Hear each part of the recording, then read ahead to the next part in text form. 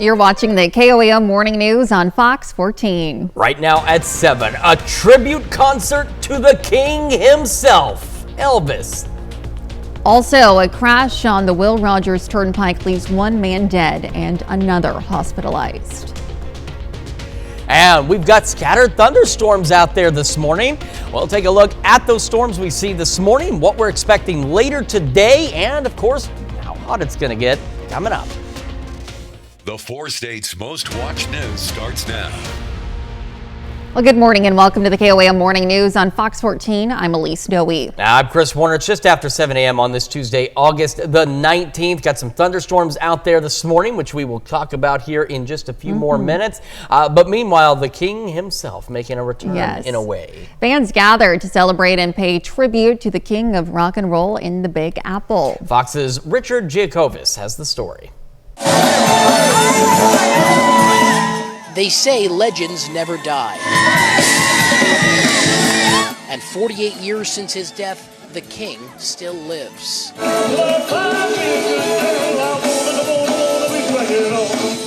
This is no hologram. This is a man dubbed the closest thing to the king, crowned winner of the ultimate Elvis tribute artist, Sean Clush. Hey, you guys don't mind if I wipe my brow, do you?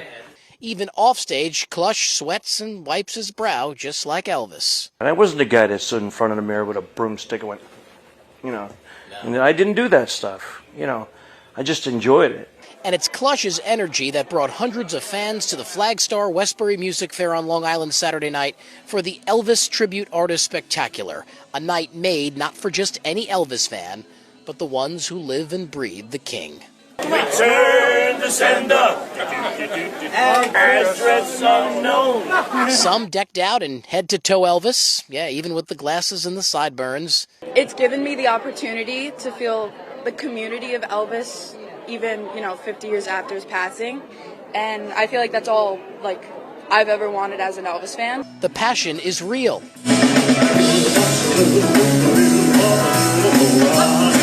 For Elvis tribute artist Ryan Pelton, he says the legacy here is stronger than ever. Elvis is gone, but his music, his legacy still live on, stronger than ever. All right, all that he's missing is a body on stage, and that's all that we are. So I think all of us guys at one point in our lives wanted to be Elvis, and if there's anyone who's going to teach me how to be Elvis, it's the closest thing to the king. So, Sean, how do I be Elvis? Well, you see, the first thing you got to do is you got to get a pair of these. Now, these are Elvis's real glasses. These were his real glasses. They were slightly expensive. However, you got to put them on, brother. Okay. You got to put them on. Can you feel it? Can you feel the zen? All right, I'm feeling You feel the zen. They're heavy. Yeah, they are, because they're real. Yeah. And then you just got to kind of get into that whole karate kind of feel, and just you start feeling it come to you, and then you're going to start feeling it come down. And it's going to make you understand that he's with you. You are one. One must be like Elvis. Thank you very much. But there is no other Elvis. There just isn't. And that's that. Wow. Incredible. Quite the community there. And I appreciated that master class that he was giving us. We need an Elvis impersonator on the show, I think, to... There we go. We got to get it down. Got to get it Zen. down. It's just incredible Elvis impersonators. I know there's a lot of tribute bands, but I feel like there are more Elvis impersonators in the world than tributes to any part of other. American culture at this point, world culture. It's an expectation, really, in some places. Well, we do have some showers and thunderstorms we got to talk about this morning. Starting the live look downtown Pittsburgh, you can see it's a beautiful anvil out there. We pointed the camera back southwest now, and you can see those clouds with those storms across parts of southeast Kansas. Also have that traffic alert this morning. We want to remind drivers, if you haven't started your commute yet, range line at 15th Street, north and southbound outside lanes are closed as they continue work at 15th and Range Line. So again, avoid the area if you can. Again, a few days ago, they closed the northbound lane on the outside lane, and traffic backed up pretty good during the lunch commute. So just make sure you're prepared for that this morning. The other thing you got to prepare for is this. All these showers and thunderstorms across the area. Now, we take this back 1 hour. And you can see how it's all filling in. Initially, a lot of it wasn't moving, but this activity around the KC Metro is moving south and east, and it's beginning to have an impact on storms that are already in our area. So now we have storms moving into northern Bates County. We have this one north of Freedom or southeast of Mound City into Lynn County.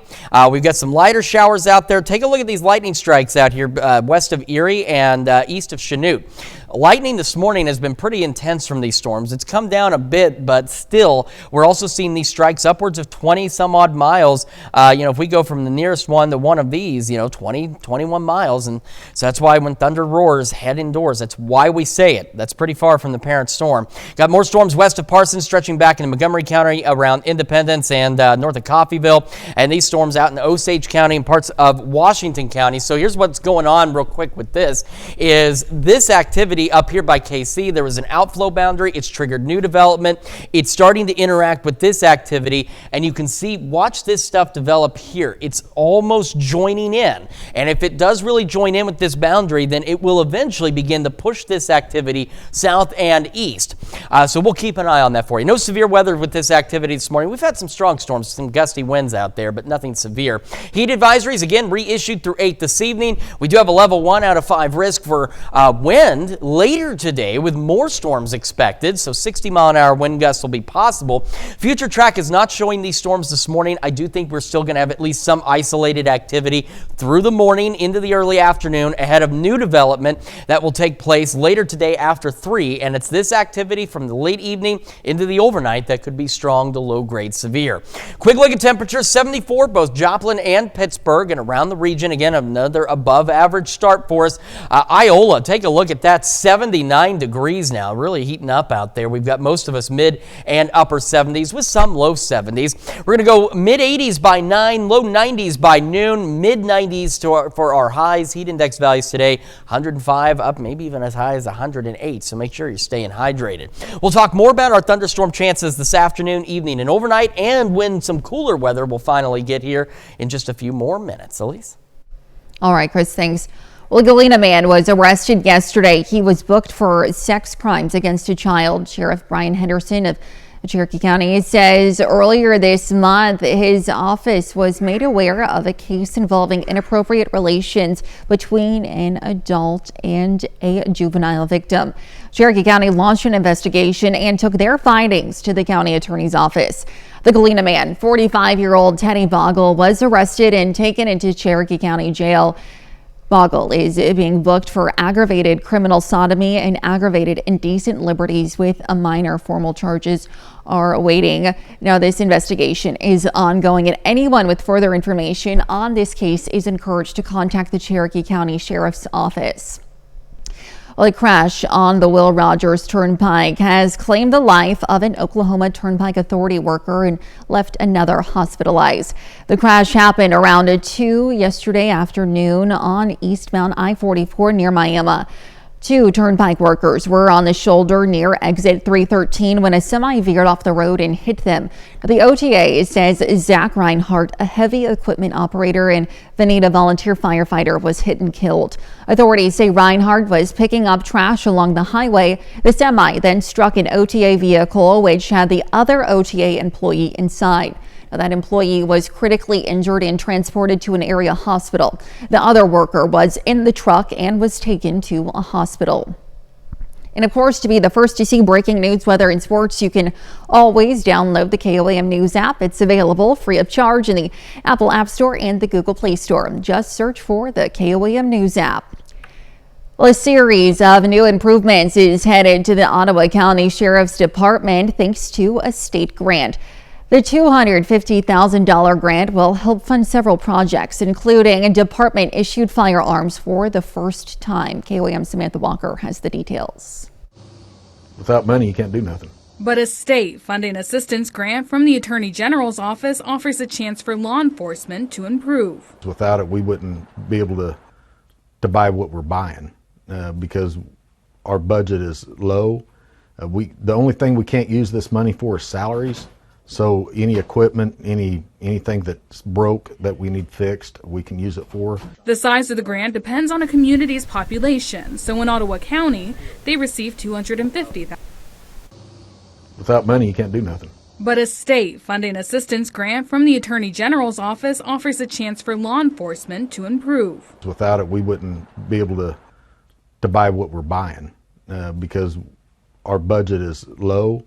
The only thing we can't use this money for is salaries.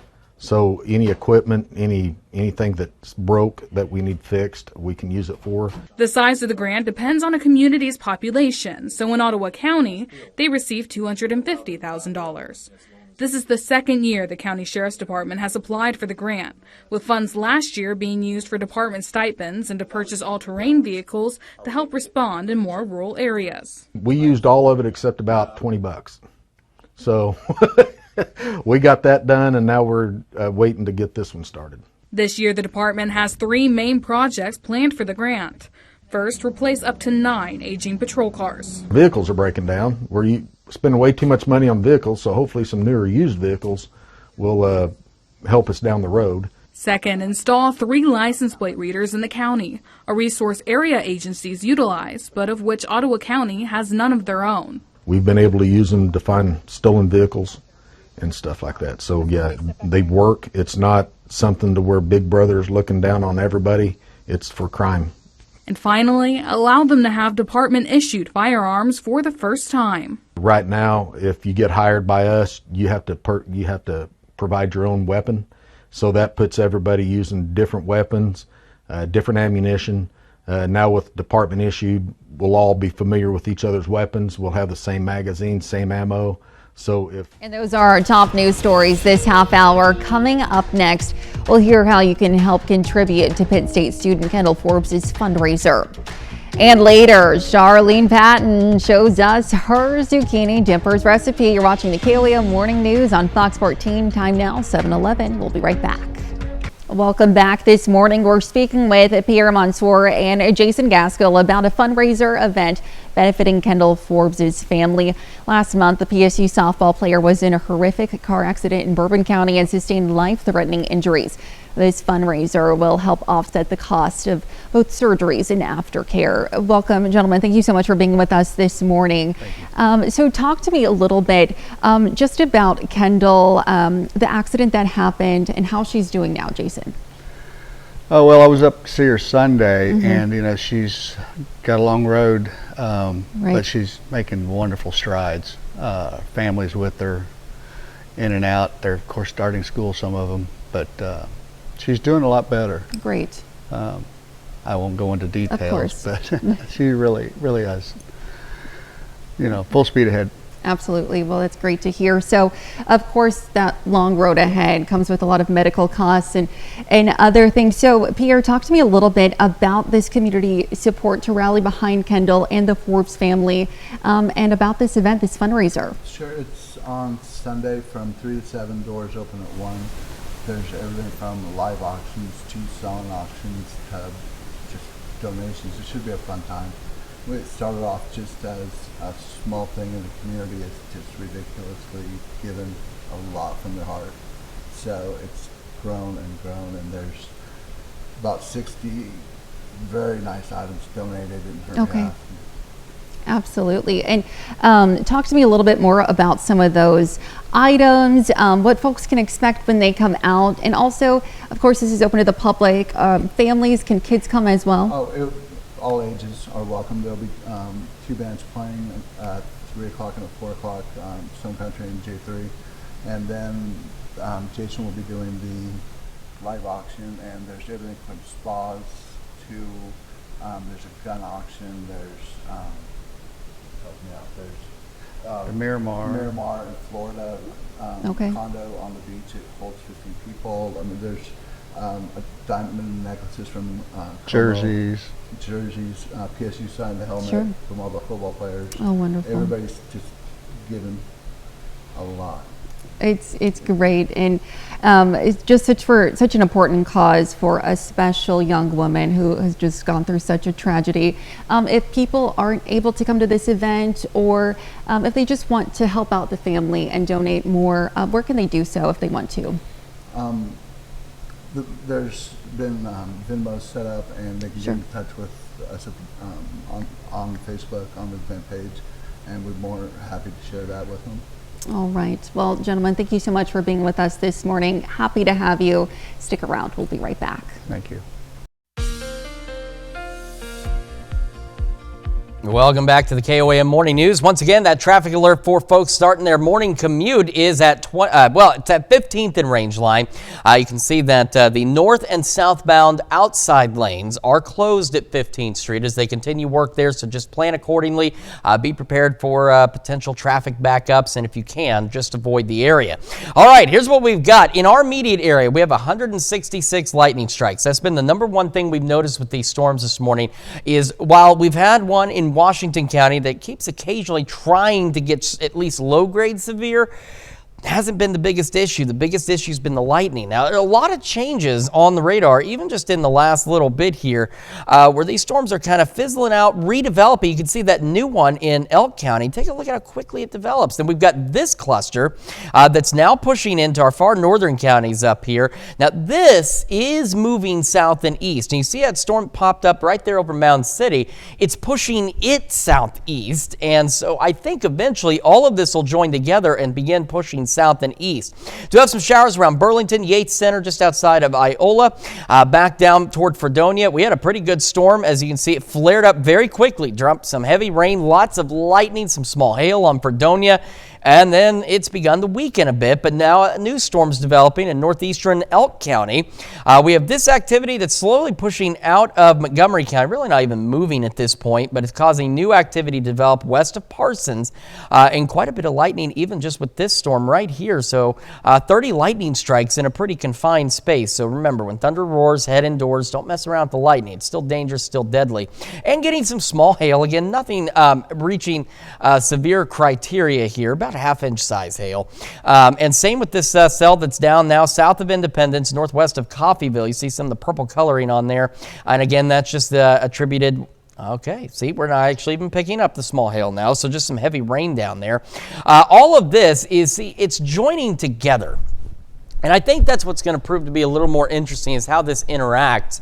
Is this line here is trying to form up with this cluster stretching back down to the south and west. This has actually been pushing west. Most of this hasn't really been moving, but this is diving southeast, or it's pushing southeast. And as it's interacting with some of the other storms up north, it's moving them south and east. And this is flared up right along that same line. It's all joining in. So I think eventually that activity will begin to roll southeast as well. Later today, we have the chance for some additional strong to low-grade severe storms with winds to 60 as the primary concern out there. So Future Track is not showing storms by the noon hour. I think this is the one time it is off. I do believe that some of this activity we're getting this morning will very likely hold on through the morning. May become much more isolated, but I think we'll still have some isolated to widely scattered storms ongoing through the morning into the early afternoon ahead of new development later this evening after about 3-4 o'clock. This activity is what could initially be strong to low-grade severe, and then late this evening we get a thunderstorm complex. Look how quickly that pushes from Yates Center down into southwest Missouri. And some of these storms overnight could be strong, low-grade severe as well, and then they'll be done by about 3-4 o'clock in the morning.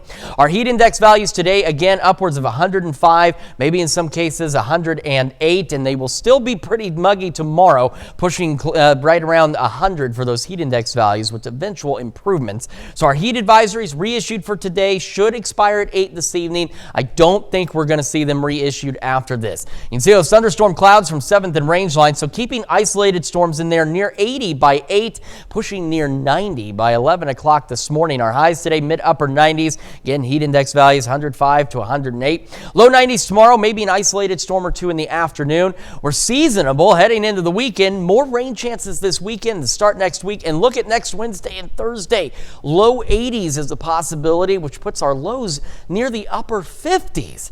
So nice cool down eventually on the way. That's Check Your Forecast. We're back with more right after this. Welcome back. We have Charlene Patton with the Kansas Soybean Commission with us this morning with another fantastic back-to-school recipe. Now, this one is zucchini dippers, and it looks great over there. Talk to me about this back-to-school recipe, Charlene. Oh, I love it. And we always have people asking for zucchini recipes because their gardens are full of zucchini. But it's so versatile. It is. Yes. You can use it so many ways, and this makes a wonderful after-school snack. Again, in, yeah. or fix it for your family. It doesn't take long to bake, Right. and it could be for an easy meal to add vegetables. Delicious, yes. Take one zucchini and cut the ends off of it, Okay. and then cut it into about 4-inch strips. And what I did was cut it in half and fourth, and then again, and then cut it right down the center. So then I Easy. had these. So then in here we have eggs, some soy milk. We also have a little bit of hot sauce. So Ooh, you a can nice make kick. it spicy if you'd like to. This is just regular flour, and we're going to dip the zucchini in the egg, the flour, back to the egg, and then I'm going to let you tell about this crumb Yes. mixture while I'm doing this. So this crumb mixture has about 3 slices of bread that's been toasted, and then with that you include about a 3/4 cup of TVP. So what's TVP for those who might not know, Shirley? Yes, it's textured vegetable protein, and if you can't find it in the grocery store, you can definitely find it online. I have a package Yes. there, and it's from Bob's Red Mill, and it is gluten-free. Oh, great. So if you have anyone that wants to make sure that they're... Do some gluten-free yes, bread and with the TVP. right. Okay, wonderful. And then along with that, you see that there's a lot of great herbs in there. There's Italian seasoning, salt, black pepper, onion powder, garlic powder, and for a little added touch, there's some grated Parmesan in there as well. It is. It makes a wonderful crust on these zucchini. You'll put them on a greased baking pan, and then put them in the oven at 400 degrees. Right. Put them about half an inch apart so they have room to brown. Sure. Bake them for 10 minutes until they're golden on one side, then turn them over and bake them another 10 minutes, and then they suggest serving it with ranch dressing or a marinara sauce, but oh my goodness, they'll melt in the mouth, and a Yes. great healthy after school snack for It kids. certainly is a great way to sneak some vegetables in there. And I mean, who doesn't love a little breaded fried vegetable dipped in some That's ranch or right. marinara? Looks delicious. Well, Charlene, if people want to find the recipe for these zucchini dippers or for any other back to school recipe we've been making this month, where can they do so? Yes, they should go to our website at kansassoybeans.org, and you can call our 800 number 877-KS-SOYBEAN, and we'll mail you all the wonderful recipes for August to help families get back into school and back into the kitchen. Well, it's a big help for most families. So Charlene, as always, thanks so much. Stick around. We'll be right back. The 4 states' most watched news starts now. Welcome back to the KOAM Morning News on Fox 14. It's currently 7:32. I'm Elise Noe. Well, thousands of students across the 4 states are heading back to school this week. We begin our coverage at Missouri Southern State University, where many students attended their first day of class yesterday. Faculty and staff rolled out a warm greeting with the free lunch, games, and more. Felt like a really long summer where we didn't have anybody here, you know, just barely seeing any students. So just getting to see them all back on campus and just get back into the swing of things is what's the most exciting. It's been better than I expected. I was a little nervous this morning, but it was good. Although a lot of students seem to enjoy the outdoor activities, some opted to eat indoors just to stay cool. Well, Pittsburgh State University also welcomed students back to campus yesterday. For freshmen, it's their first real taste of college life. For returning students, it's a chance to get back into the swing of things and reconnect through various back-to-school events on campus. I think we will experience just a lot of fellowship. That's something that I found a lot here last year. It's a pretty small enough college to meet a lot of people, but big enough to have a lot of diversity, just getting to meet a lot of different people. I'm just really excited. Well, students also attended a number of first day festivities around the campus. And it wasn't just the big kids headed back to school yesterday. This was the first day for a lot of grade schoolers around the area, including the kids at Pittsburgh's West Side Elementary. KOAM's Ty Parks gets a lesson on just how much work it takes for that first day to run smoothly. Westside Elementary welcomes its students back from the summer break. Teachers and staff have been preparing for this all summer with in-service days. The principal, Kelsey, tells us what she does to keep her staff enthused. I'm really like the biggest cheerleader in this building. I am always on fire for kids. And then sometimes when I can tell everybody's getting a little bit tired, we'll do fun things for the staff. But we also do fun things for the kids. Like a couple years ago, I ate a cow's tongue. I've been taped to the wall. We take the kids to do fun things like bowling and just lots of activities to keep them excited about school. The excitement also spreads across the teachers explaining their subjects. So my teachers are really great sellers of their curriculum. Some days they are just really on it, and that's why teachers are probably the most tired people at the end of the day, and they can sit down on the couch at the end of the day and fall asleep pretty much immediately. We all joke about it, but it's really because they're on fire for the kids and they want the kids to have the best education possible. The Best for the Education shows each student what is expected of them each day they come to school. So we talk about the things that kids love about school, the fostering the family connection we have here at Westside. Come on in, come on, you're good, you're doing great. Welcome back. And just naturally encompassing the passion they have for teaching. For some students, this may be the first time they are out of their homes for a long time. The school counselor is available for any students who needs to talk. So I go into every classroom as a school counselor. I visit every classroom first day of school, and we have some lessons that we do, especially with our kindergartners who this is their first time at Westside in formal school setting. So they get to see me all day long. Throughout the first day, the students will have assemblies welcoming them to the school year. In Pittsburgh, Ty Parks, KOAM News. Well, educators in Pittsburgh have actually been on the job for a while now, working in-service days over the summer in preparation for the school year. Let's head over now to Chris for a quick look at your forecast. Yeah, we're going to start with a look outside downtown Pittsburgh. Got to point back to the southwest. Take a look at the anvils on these thunderstorms that are off to the west of Pittsburgh this morning. We've been tracking them. Nothing severe this morning, but we have had some stronger storms. We also have a traffic alert for those of you commuting on Rangeline this morning. Just again, a reminder, as you can see, crews are out there right now. They've got the north and southbound outside lanes closed at 15th Street. So make sure you're planning ahead. Don't, wait to merge at the last possible second. And just also be prepared for the potential for some traffic backups as they continue work on that intersection. Here's those thunders. Look at this cluster up here now in the parts of Bates and Lynn County. Butler really getting in on it. Nevada, Fort Scott, it is off to your north at this point. And so this is it was a storm here. You can see it was by Mound City about an hour ago and a complex near KC, and all of that has blended together and merged into this bigger complex that is pushing south and east. We also have a heavier thunderstorm over here that's to the west of Fredonia into northeastern Elk County. Got a storm here west of Parsons. Now it is not moving much. Neither is the one over Elk County. And then we've got some shower activity and some thunderstorms just outside of Washington County as well. So what's looking to happen, just look at some of the latest updates, is this line is tried to fill in from here back down into northeastern Oklahoma. This activity, again, not moving, this moving. I think it's going to end up trying to drag this activity south and east with it. So we'll still be dealing with some isolated storms through the morning into the early afternoon. Heat advisories again in place through 8 this evening for our high heat index values once again, and a level 1 out of 5 risk for strong to low grade severe storms this evening with damaging wind gusts is the primary concern. So again, future tracks not showing it, but I do think even through the noon hour, through the morning, we'll have isolated storms left over from these storms out there now that'll continue. Then we'll see new development after 3, and that's the activity that initially could be strong to low grade severe.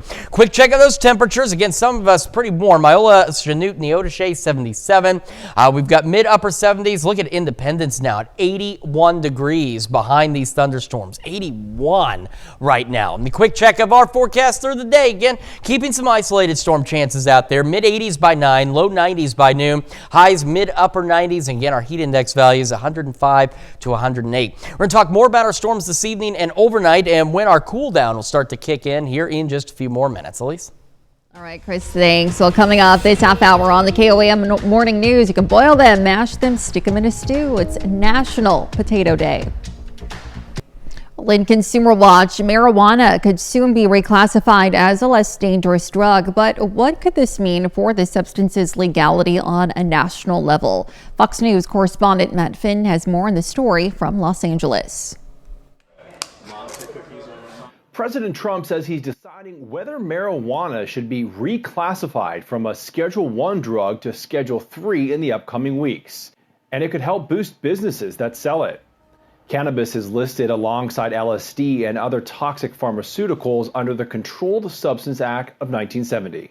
In the federal government's eyes, cannabis has no medical value. While reclassifying marijuana would not make it legal for recreational use nationwide, it could secure major tax savings for marijuana businesses, which are already licensed to sell the product under some state laws. Businesses get tax deductions for all kinds of things. Cannabis businesses under federal tax law can't get any of those deductions like any other business can. It could also bring a win for researchers who currently cannot run authorized clinical studies on Schedule I substances. You have legislators who say, well, show me the evidence of medical value of cannabis.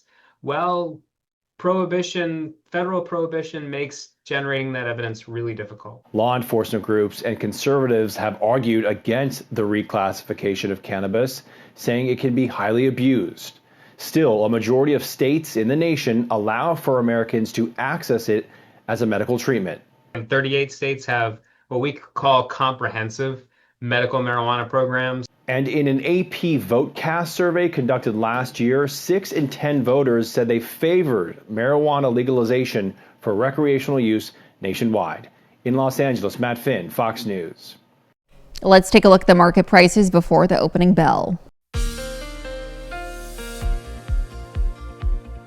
Welcome back to the KOAM Morning News. It's 7:45 now on this Tuesday morning. Start with Skywatch Storm Tracker. Again, we do have these heavier thunderstorms that are rolling through Bates County and parts of Lynn County. Now starting to move into parts of northern Vernon and Bourbon counties out there. Quite a bit of lightning with these storms. Again, nothing's been severe, but these have been quite electrical storms. And just in this area alone, if you'll let me do this here, it's 146 lightning strikes right there. So you got to play it safe. Be smart out there this morning. Remember, the lightning's still dangerous, still deadly, whether the storm is severe or not. So we've got a complex situation developing. Nothing severe again, but just an interesting scenario out here.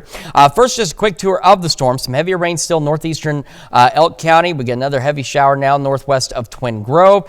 We've got these ones that are starting to fizzle out just a bit across Montgomery and Labette counties, but still some moderate rain and thunderstorm activity out there. So here's what we've got. This complex up here was up by Kansas City.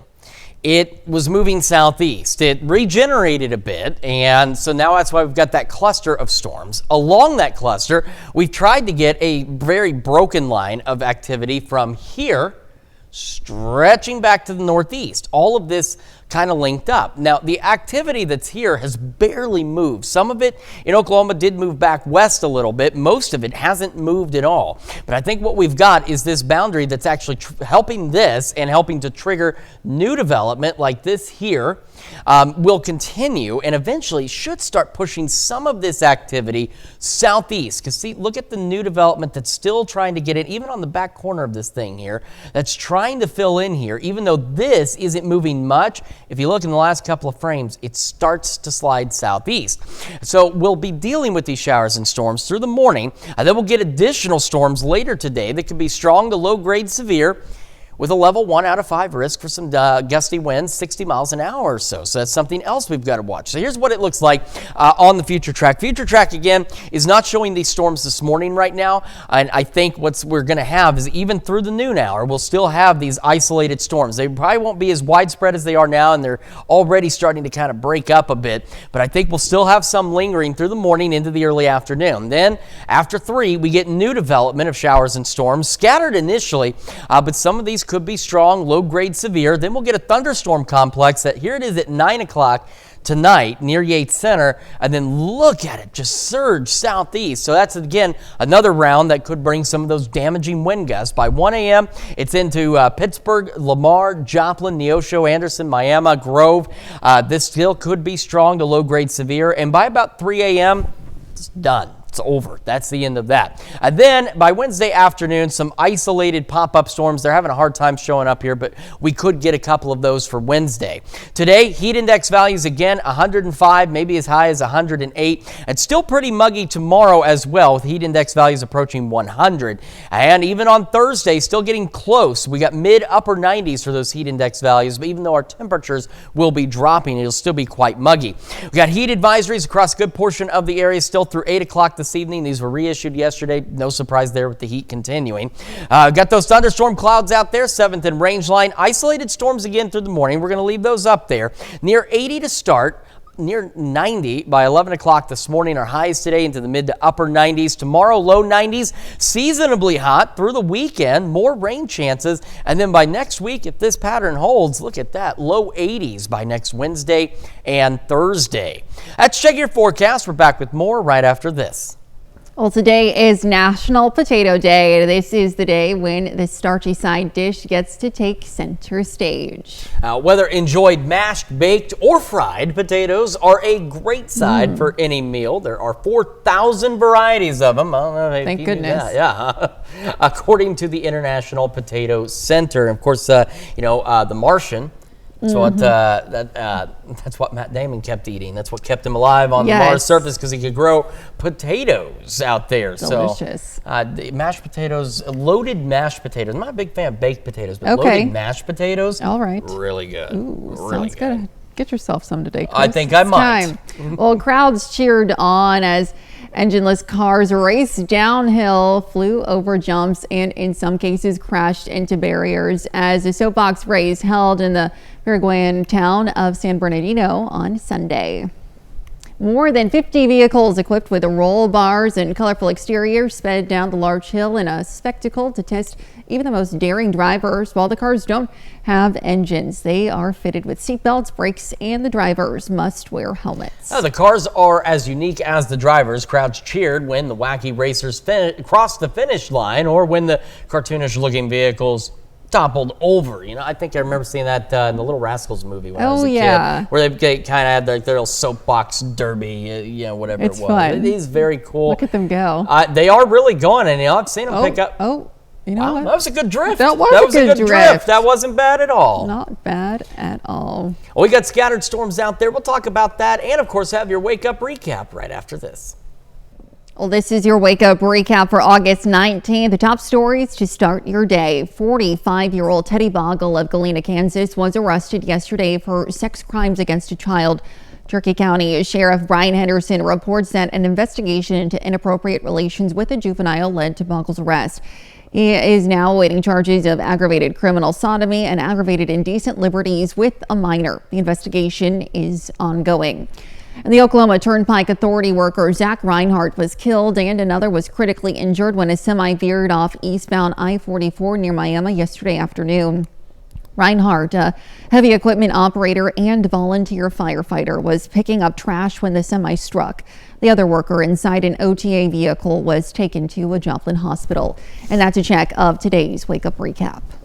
And we've got scattered showers and thunderstorms continuing to try and push through the area. Some of this is now looking more like it's almost turning southerly, and we'll get some additional redevelopment out here. It's trying now into Crawford County. So again, not expecting anything too significant with this activity this morning. However, we do have the opportunity for some strong to low grade severe thunderstorms with gusty winds to 60 as the primary concern as we roll into the afternoon, evening, and overnight hours. Still hot today. Heat advisories for some of us through mid 90s for our highs. Heat index values to at least 105.